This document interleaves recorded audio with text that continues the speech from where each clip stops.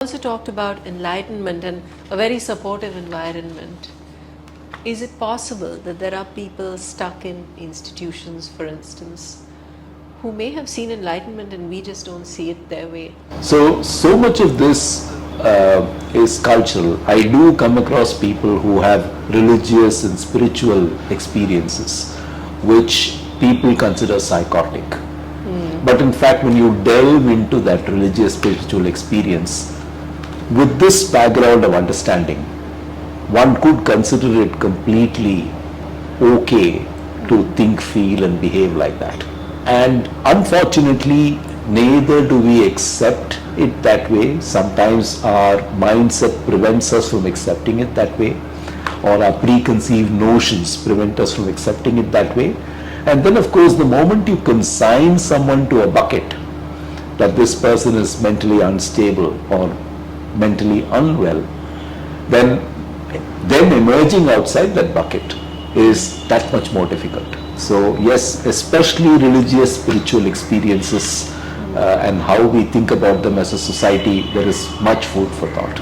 Therefore, there's this whole focus now on the word neurodiversity. What do you think about that word? Is it just another word that we're ascribing to people and then saying, oh, they're neurodiverse? Or is there genuine merit in the word and the way that psychiatrists think about people today? I think we live increasingly in a more accepting world, which is a good thing.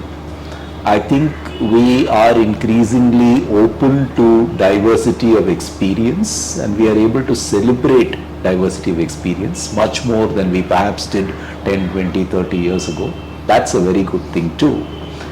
But beyond lip service, which is what it often is, to be able to get into the shoes of that individual and view their experiences in the context in which they had them is really so important in mental health. Right. Because that experience, whatever it was profound for me. For you to be judgmental about it may not be wise. For you to try and see it the way I saw it and then help me decide how I might put it in context is probably that much better. And I think we have a long way to go there. It's a lot, I think it's a lot to do with our training. It's got a lot to do with a little bit of a pseudo-scientific approach that we take to a lot of things. And it's also got to do with the fact that we tend to be disparaging about our own cultural belief systems. You know, after all, we live in a land which is very ancient and has such rich cultural traditions.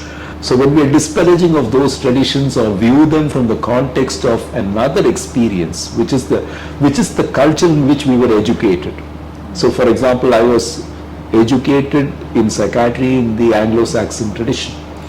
So if I viewed everything around me from there, obviously I will think about it differently from when I try to imbibe myself into the local cultural experience and how it is viewed. And sometimes what we think about in a disparaging way may actually be celebrated in the culture that you are in. I think that's something that's unique to spiritual experiences in particular.